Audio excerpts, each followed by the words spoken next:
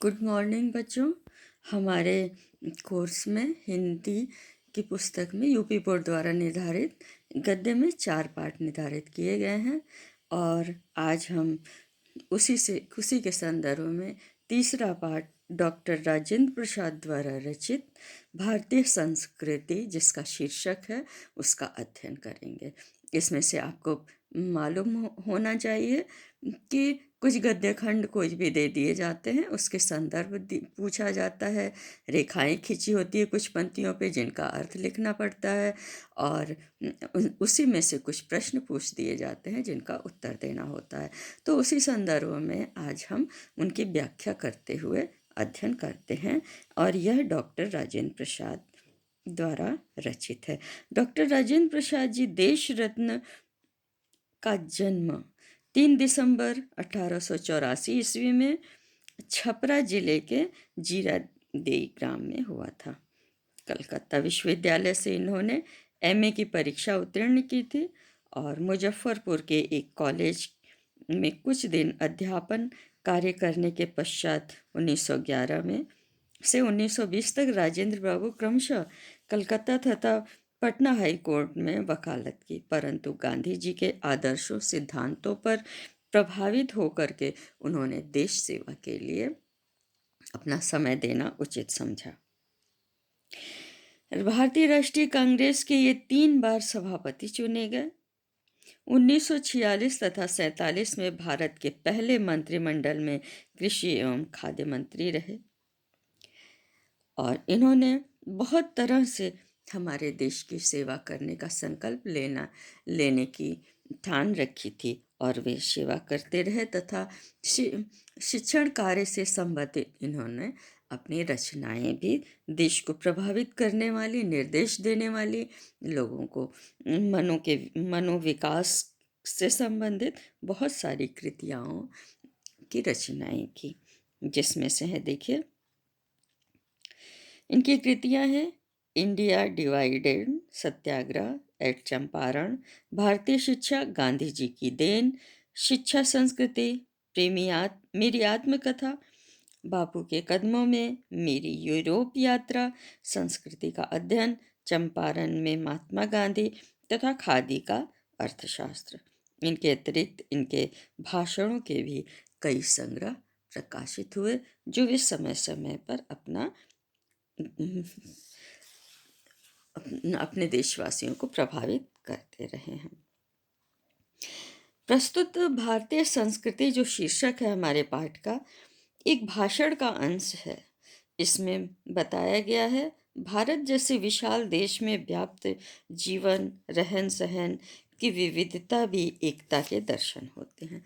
अर्थात विविधता में एकता, अनेकों प्रकार के लोग यहाँ अपने धर्मों का पालन करते हुए, सभी धर्मों का मान देते हुए यहाँ अपना जीवन यापन करते हैं। सभी धर्मों की मान्यता है और वे अपने अपने अनुसार, अपने अपने संस्कृति के अनुसार वे अपने रहन सहन को जीते हैं। विचित्र भाषा, जाति, धर्म की मड़ियों को एक सूत्र में पिरो कर रखने वाली हमारी भारतीय संस्कृति विशिष्ट मानी जाती है। तो हमारे शीर्षक का है हमारे पाठ का भारतीय संस्कृति।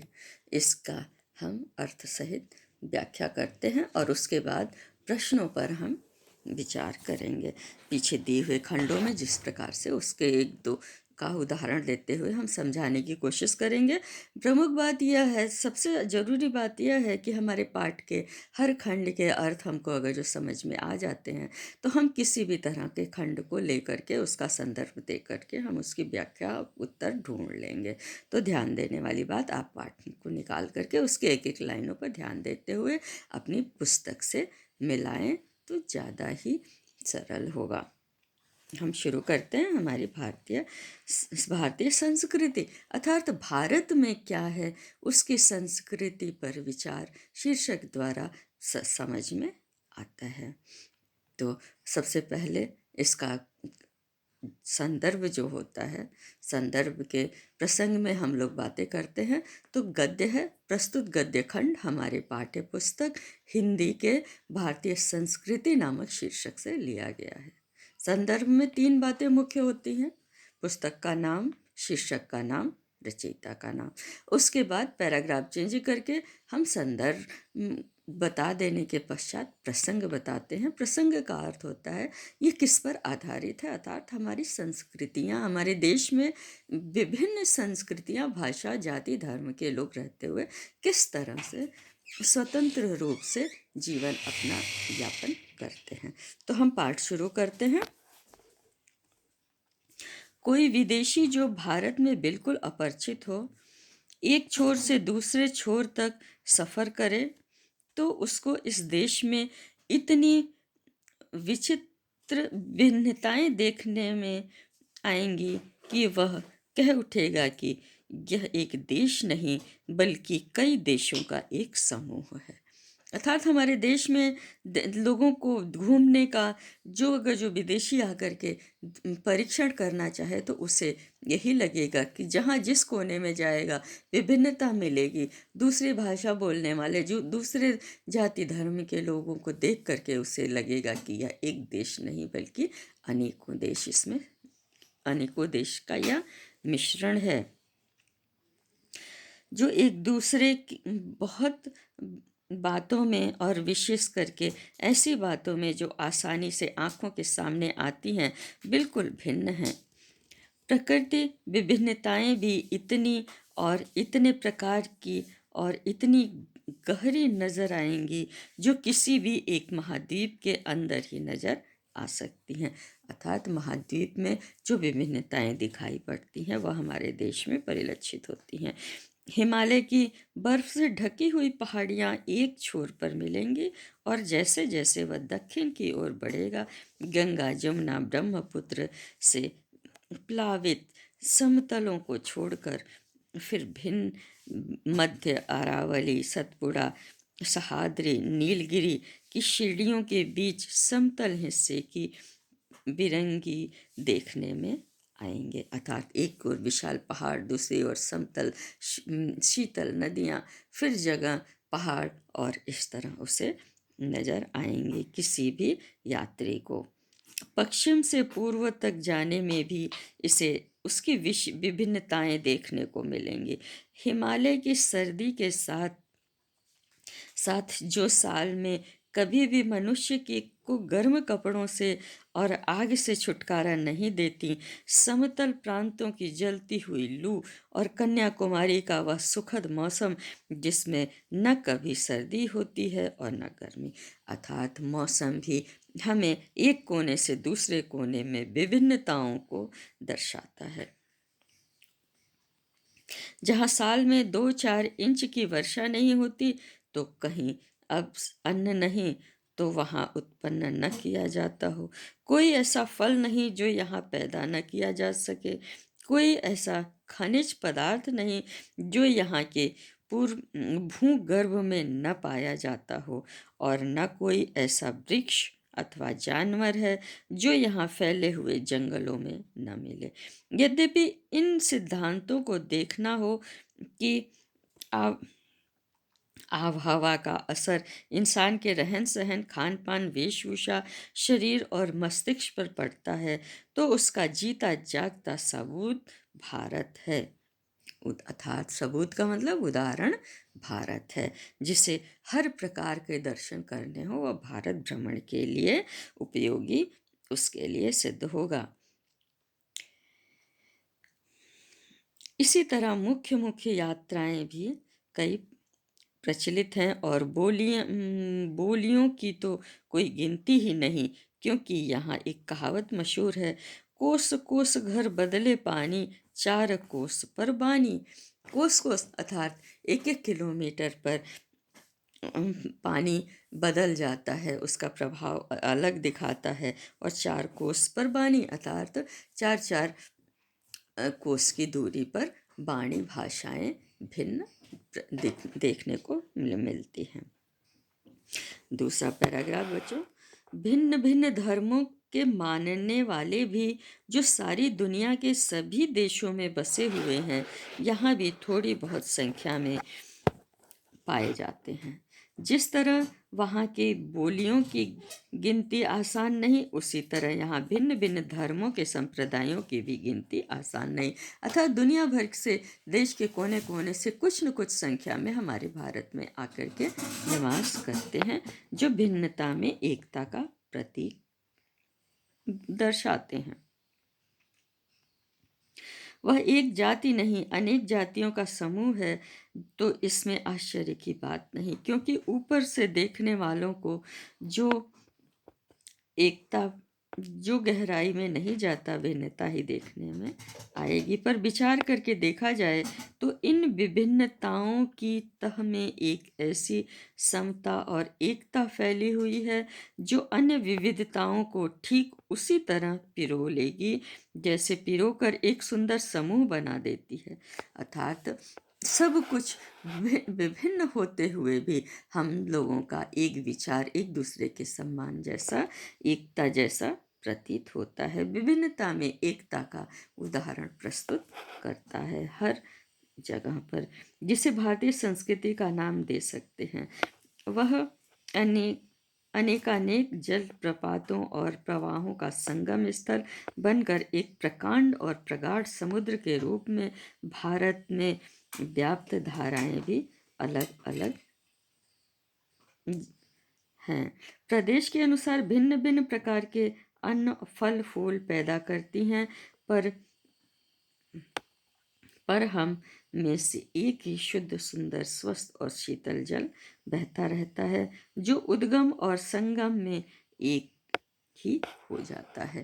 अर्थात सब मिलकर के एकता में अनेकता प्रदर्शित करते हुए एक दिखाई देते हैं। आज हम इसी निर्मल, शुद्ध, शीतल और स्वस्थ अमृत की तलाश में हैं, और हमारी इच्छा, अभिलाषा और प्रयत्न है कि वह इन सभी अलग अलग बहती हुई नदियों में अभी भी उसी तरह बहता रहे और उनको वह अमर तत्व देता रहे, जो जमाने के हजारों थपेड़ों को बर्दाश्त करता हुआ भी आज हमारे अस्तित्व को कायम रखे हुए है और रखेगा, जैसा कि हमारे कवि इकबाल कह गए हैं। आगे इकबाल कवि हमारी भारतीय संस्कृति की प्रशंसा में क्या कहते हैं, यह हम देखेंगे। बाकी मगर है अब तक नामो निशा हमारा कुछ बात है कि हस्ती मिटती नहीं हमारी, सदियों रहा है दुश्मन दौरे जमा हमारा। इन पंक्तियों से परिलक्षित हुआ है कि सदियों से हमारे शत्रु हमारे नज़दीक रहने के बाद भी हमारी भिन्नता को वे तोड़ नहीं सके हैं, और वह नामो निशा आज तक बाकी है और हमेशा सदैव हमारी पृथ्वी पर हमारे भारत का नामो निशान बना रहेगा। अगला पैराग्राफ बच्चों, यह एक नैतिक और आध्यात्मिक स्रोत है जो अनंत काल के प्रत्यक्ष या अप्रत्यक्ष रूप से संपूर्ण देश में बहता रहता है और कभी कभी मूर्त रूप होकर हमारे सामने आता रहा है। हमेशा कभी कभी अमूर्त, अदृश्य और कभी कभी परिलक्षित, दर्शित होते हुए हमारे सामने होकर रहता है। यह हमारा सौभाग्य रहा है, यह हमारा बहुत बड़ा सौभाग्य है कि हमने ऐसे ही एक मूर्त रूप को अपने बीच चलते फिरते, हंसते रोते भी देखा है, और जिसमें अमरत्व की याद दिलाकर हमारी सूखी हड्डियों में नई मज्जा डाल हमारे मृत प्राय शरीर में नए प्राण फूके और मुरझाए हुए दिलों को फिर खिला दे। यह हमारी संस्कृति की विशेषताएं हैं। मृत प्राय को प्राण दे दे और उसमें मुरझाए फूलों में एक नई जान सी आ जाए। यह अमरत्व, जो अमरत्व का अर्थ होता है जो हमेशा सदैव अमर रहे, जिसका कभी समाप्त न होने वाला अंश दिखाई दे, जो वह अमृत सत्य और अहिंसा का है। सत्य, एक अमृतत्व यहाँ वर्णन है जिसका अमृतत्व सत्य और अहिंसा का है। सत्य पर आधारित हम अहिंसक हैं और अपनी मनोकामनाएं पूर्ण करने के लिए बिना किसी हथियार के, बिना किसी आक्रमण के, बिना किसी राक्षसी व्यवहार के हम अपनी बात करवाते हैं। हम इस देश में प्रजातंत्र की स्थापना कर चुके हैं, जिसका अर्थ है व्यक्ति की पूर्ण स्वतंत्रता, जिसमें वह अपना पूर्ण विकास कर सके और साथ ही सामूहिक और सामाजिक एकता भी। अर्थात हमारी लोकतंत्र का अर्थ है ज़्यादातर हर मनुष्य की अपनी इच्छा, उनके मतों के अनुसार हर कार्य को संपन्न करना। यह लोकतंत्र का उदाहरण जो हमारे देश में लागू है। व्यक्ति और समाज के बीच में विरोधाभास होता है। व्यक्ति अपनी उन्नति और विकास चाहता है, और यदि एक ही उन्नति और विकास पूरे दूसरे की उन्नति और विकास में बाधक हो तो संघर्ष पैदा होता है, अर्थात लड़ाई, एक दूसरे के प्रति लड़ाई जैसी भावना उत्पन्न होती है। और संघर्ष तभी दूर हो सकता है जब सबके विकास के पथ अहिंसक के हों, अर्थात सभी अहिंसक भाव से अपने विकास की तरफ ध्यान दें। अहिंसा को ही इसमें मुख्य स्थान दिया गया है। अहिंसा का दूसरा नाम या दूसरा रूप त्याग है, और हिंसा का दूसरा रूप या नाम स्वार्थ है।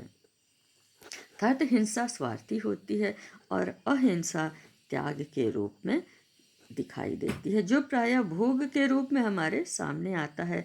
पर इसी के द्वारा हम व्यक्ति के बीच का विरोध, व्यक्ति और समाज के बीच का विरोध, समाज और समाज के बीच का विरोध, देश और देश के बीच के विरोध को मिटाना चाहते हैं। हमारी सारी नैतिक चेतना इसी तंत्र से ओतप्रोत है, अर्थात हमारी सारी चेतनाएं इसी तंत्र के आसपास भ्रमित लागू होती हैं।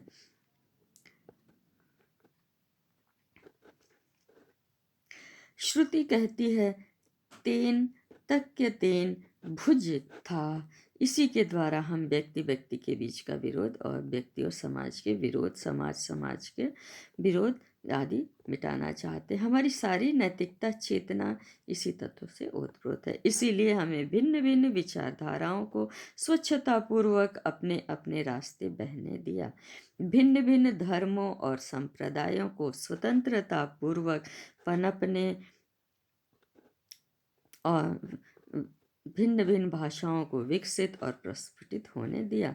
भिन्न भिन्न देशों में लोगों को अपने में आश्रित भाव से मिल जाने दिया। भिन्न भिन्न देशों को, संस्कृतियों को अपने में मिलाया और अपने को उनमें मिलने दिया, और देश विदेश में एक सूत्रता तलवार के जोर से नहीं बल्कि प्रेम और सौहार्द से स्थापित की। दूसरों के हाथों और पैरों पर, घर और संपत्ति पर जबरदस्ती कब्जा नहीं किया, उनके हृदयों को जीता। और इसी वजह से प्रभुत्व, जो चरित्र और चेतना का प्रभुत्व है, आज भी बहुत अंशों में कायम है, जब हम स्वयं उस चेतना को बहुत अंशों में भूल गए हैं और भूलते जा रहे हैं। अर्थात लेखक का कहना है कि किसी को भी हम हिंसा के द्वारा नहीं, प्रेम के द्वारा जीतने का हमारी भारतीय संस्कृति में स्थान है। वैज्ञानिक और औद्योगिक विकास के उदंड परिणामों से अपने को सुरक्षित रखकर हम उनका उपयोग अपनी रीति से किस प्रकार करें, इस बारे में दो बातों का हमें बराबर ध्यान रखना है। हमारे लेखक के अनुसार दो बातों को बराबर ध्यान रखना है। पहली बात तो यह है कि हर प्रकार की प्रकृतिजन्य और मानव कृत्य, अर्थात प्रकृति द्वारा जो प्रदत्त हमारे वातावरण में है और मानव द्वारा, अर्थात मानव द्वारा बनाए गए कृति से संबंधित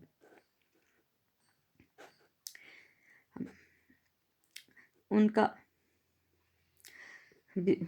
मानवकृत विपदाओं के पड़ने पर भी हम लोगों की सृजनात्मक शक्ति कम नहीं हुई है। अर्थात हमारी सृजनात्मक बनाने वाली जो शक्ति है वह बनी हुई है। हमारे देश में साम्राज्य बने और मिटे, विभिन्न संप्रदायों का उत्थान पतन हुआ, हम विदेशियों से आक्रांत और पददलित हुए, हम पर प्रकृति और मानव में अनेकता बनी रही। हम अपने दुर्दिनों में भी ऐसे मनीषियों और कर्मयोगियों को पैदा कर सके जो संसार के इतिहास के किसी युग में अत्यंत उच्च आसन के अधिकारी होते। अपनी दास्ता के दिनों में हमने गांधी जैसे कर्मठ, हमने गुलामी में भी गांधी जैसे कर्मठ, कर्मशील, धर्मनिष्ठ, धर्म में विश्वास करने वाले क्रांतिकारी, और दूसरी तरफ क्रांति से भरे हुए क्रांति रविंद्र जैसे मनीषी कवि को और अरविंद तथा रमण महर्षि जैसे योगियों को पैदा किया। और उन्हीं दिनों में हमने ऐसे अनेक उद्भट विद्वान वैज्ञानिक पैदा किए जिनका सिक्का संसार मानता है। जिन हालातों में पढ़कर संसार की प्रसिद्ध जातियां मिट गईं, उनमें हम न केवल जीवित ही रहे वरन अपने आध्यात्मिक और बौद्धिक गौरव को बनाए रखा हमने। उसका कारण यही है कि हमारी सामूहिक चेतना ऐसे नैतिक आधार पर ठहरी हुई है जो पहाड़ों से भी मजबूत, समुद्रों से भी गहरी और आकाश से भी अधिक व्यापक है। कितनी भी विपदाएं आए लेकिन वह जरा भी अडिग नहीं होती हैं। अगला पैराग्राफ बच्चों। दूसरी बात तो इस संबंध में विचारणीय है, वह यह है कि संस्कृति अथवा सामूहिक चेतना ही हमारे देश का प्राण है। इसी नैतिक चेतना के सूत्र से हमारे नगर, ग्राम, हमारे प्रदेश, संप्रदाय, हमारे विभिन्न वर्ग, जातियां आपस में बंधी हुई हैं। जहाँ उनमें और सब तरह की भिन्नताएं हैं, वहाँ उन सब में यह एकता है। इसी बात को ठीक तरह से पहचान लिया था हमने, अर्थात हमारे लेखक, कवि, ऋषि, मुनियों ने जो प्राण फूंक दिए वह अवर्णनीय है। जहाँ उनमें और सब तरह की विविधताएं, वहाँ का उनमें सब में एकता है। इसी बात को ठीक तरह से पहचान लेने से बापू ने जन साधारण को बुद्धिजीवियों के नेतृत्व में क्रांति करने के लिए तत्पर करने के लिए इसी नैतिक चेतना का सहारा लिया था। अहिंसा, सेवा और त्याग। अहिंसा मतलब बिना किसी आक्रामक के, सेवा और त्याग की बातों से जन साधारण का हृदय इसलिए आंदोलित हो उठा क्योंकि उन्हीं से तो वह शताब्दियों से प्रभावित और प्रेरित रहे हैं। यही तो हमारी जन्मजात पहचान है। जन साधारण के हृदय में उनकी धड़कती चेतना को क्रांति की शक्ति बनाने में ही बापू की दूरदर्शिता थी और इसी में उनकी सफलता थी। अर्थात बापू ने बहुत आगे भविष्य को देखते हुए पहचान लिया था और यही उनकी सफलता का राज था। अगला पैराग्राफ बच्चों। मैं तो यह समझता हूँ कि यदि हमें अपने समाज और देश में उन सब अन्यायों और अत्याचारियों की पुनरावृत्ति नहीं करनी है जिनके द्वारा आज के सारे संघर्ष उत्पन्न होते हैं, तो हमें अपनी ऐतिहासिक नैतिक चेतना या संस्कृति के आधार पर ही हम अपनी आर्थिक व्यवस्था बनानी चाहिए। अर्थात उसके पीछे वैयक्तिक लाभ और भोग की भावना प्रधान न हो करके वैयक्तिक त्याग और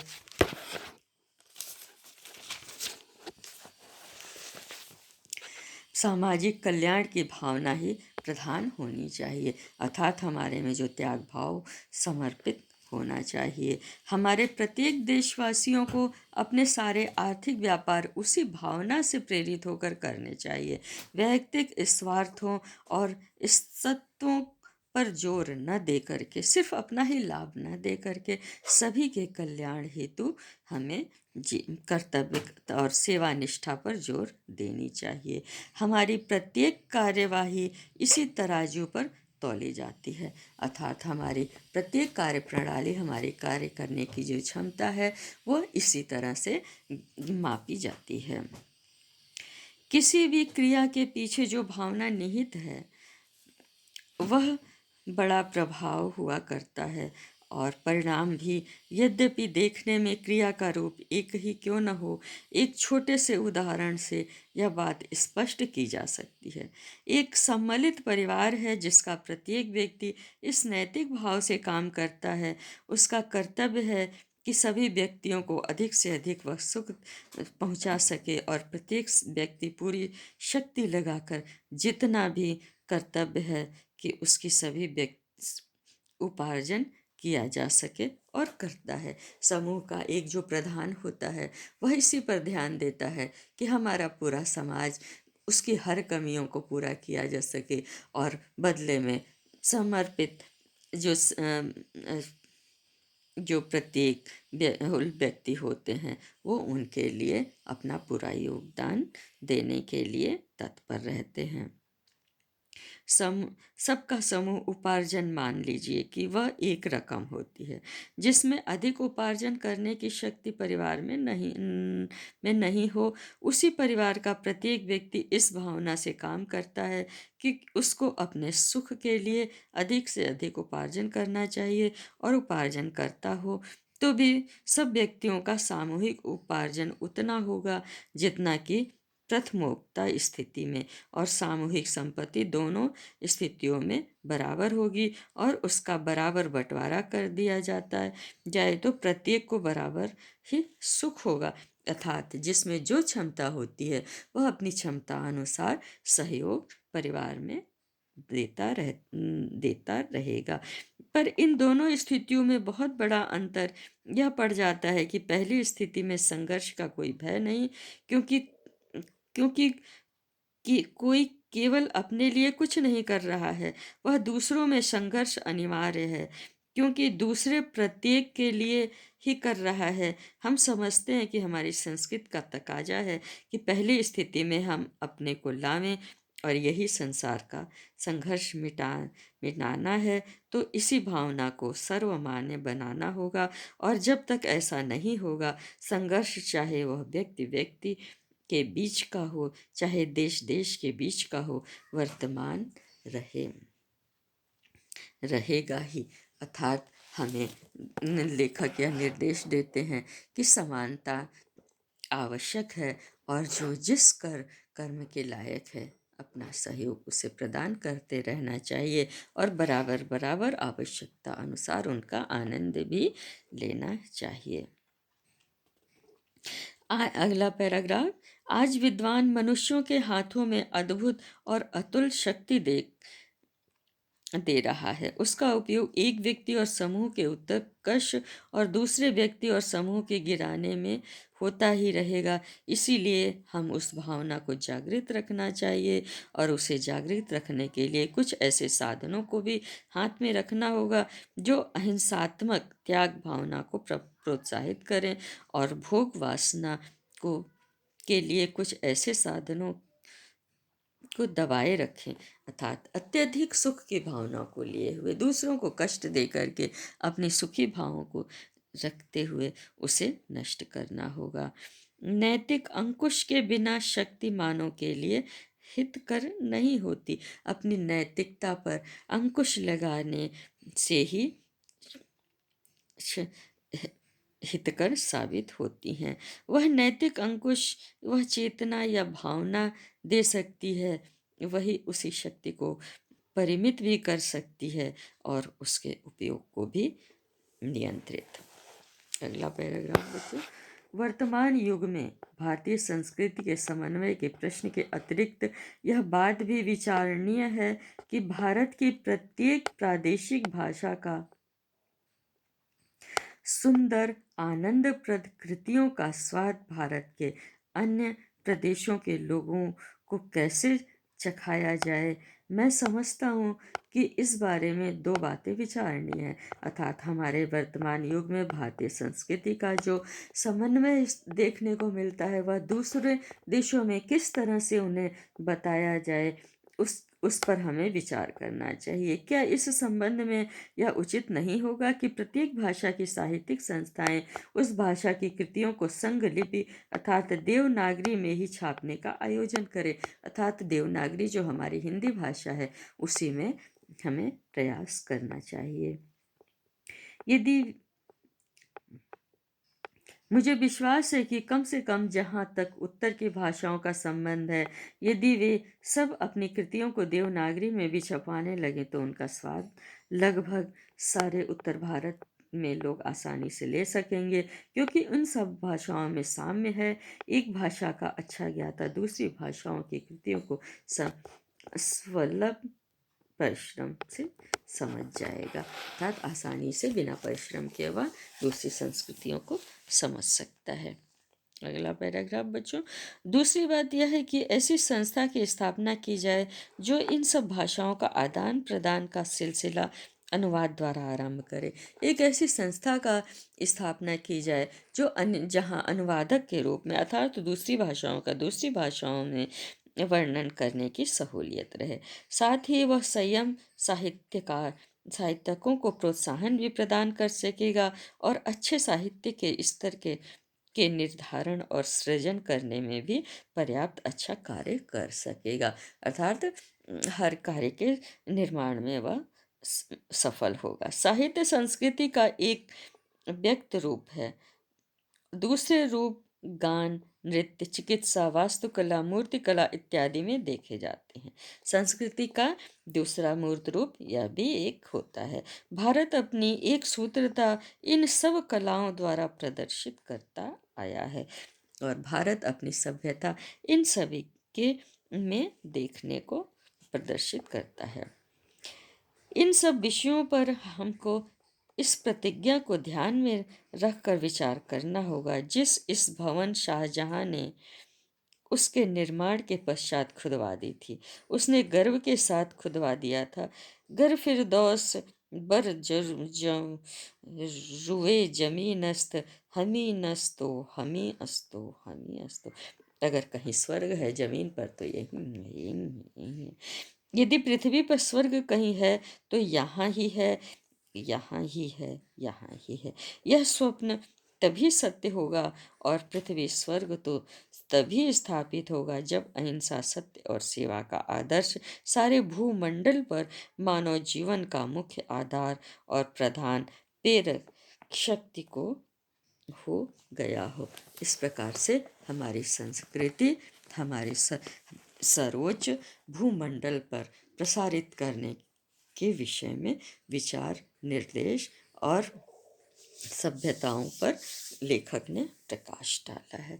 अच्छा, अब आगे बच्चों हम लोगों को इसी में से कुछ खंड दे दिए जाते हैं उपयोगी। अगर जो आप 2 पार्ट अच्छे से तैयार कर लेते हैं तो हमको उम्मीद है उन्हीं में से आ जाते हैं। लेकिन हम अध्ययन चारों गद्य का करेंगे, गद्य के चारों पाठों का करेंगे।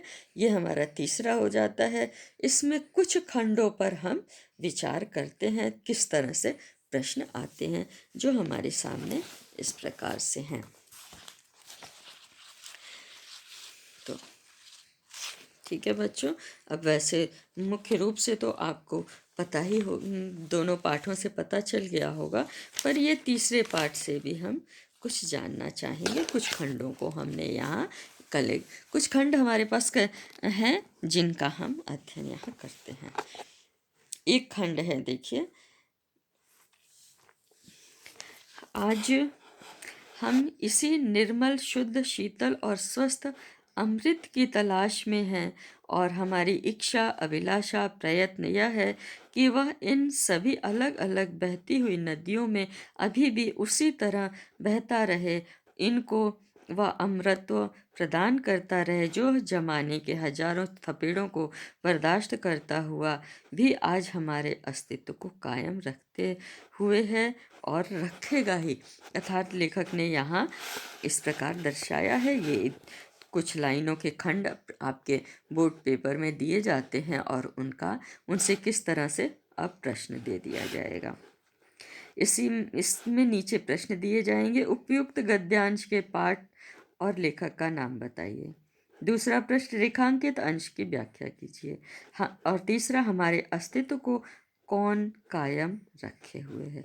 तो सबसे पहला प्रश्न इसमें पूछा जाता है, इस खंड को दे करके, उपयुक्त गद्यांश के पाठ और लेखक का नाम बताइए। अगर जो सिर्फ ये पूछ लिया जाता है तो गद्यांश के पाठ और लेखक का नाम, गद्यांश का पाठ मतलब जो शीर्षक है, तो शीर्षक क्या किस में से है? भारतीय संस्कृति है।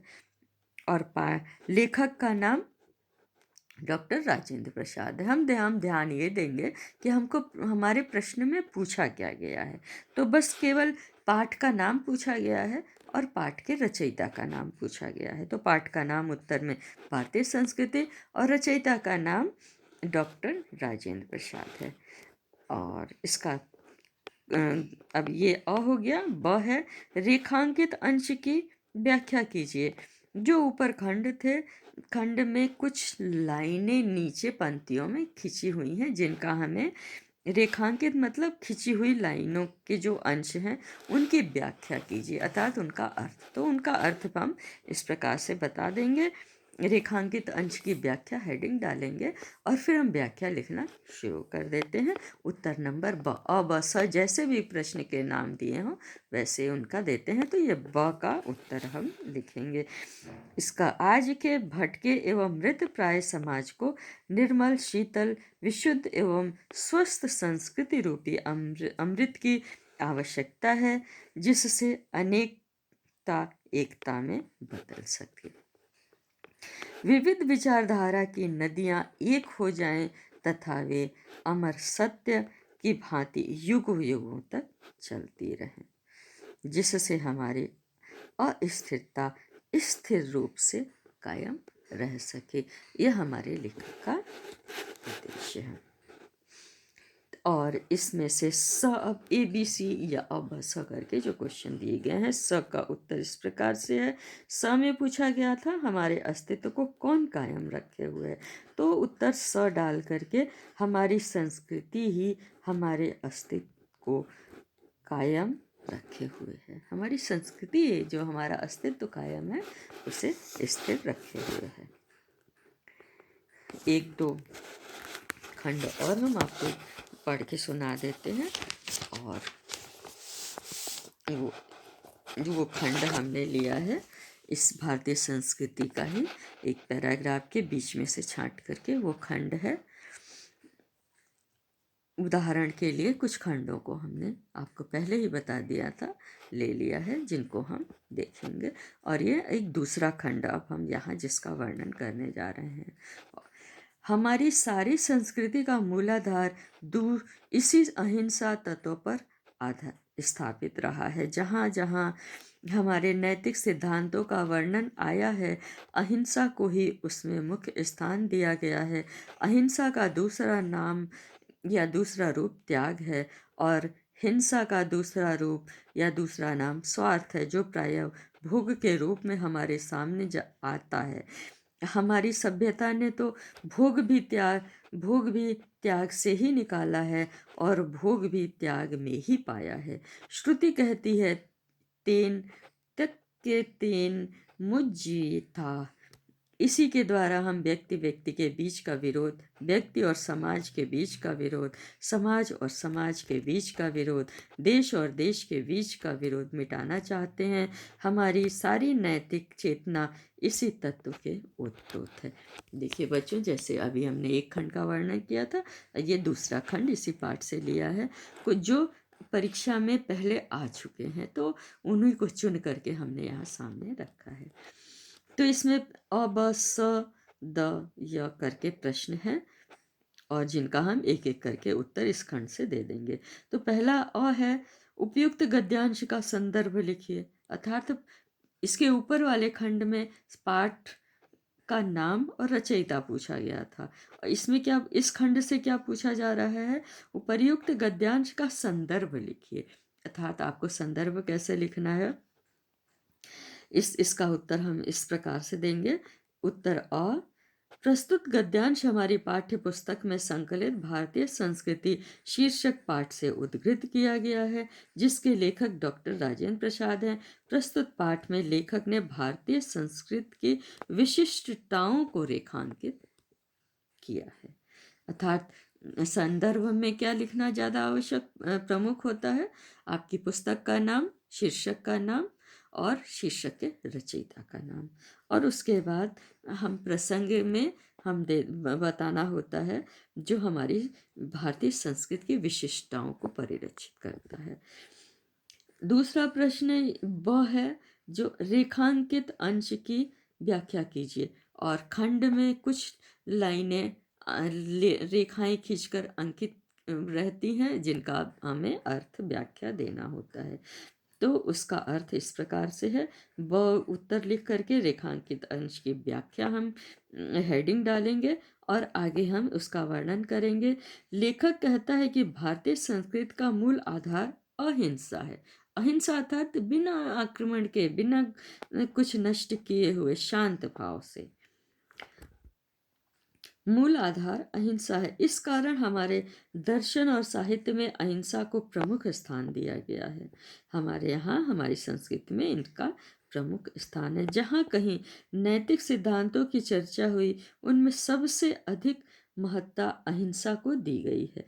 अहिंसा के लिए त्याग की आवश्यकता होती है। त्याग अर्थात समर्पण, समर्पण अर्थात दे देना।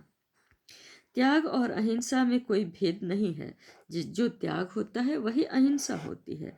अहिंसा अर्थात जिसकी जो आवश्यकता है अपना ध्यान न रखते हुए उसे दे देना, यही त्याग है। जिनके हृदय में त्याग की भावना हो, उनमें किसी प्रकार का झगड़ा हो ही नहीं सकता।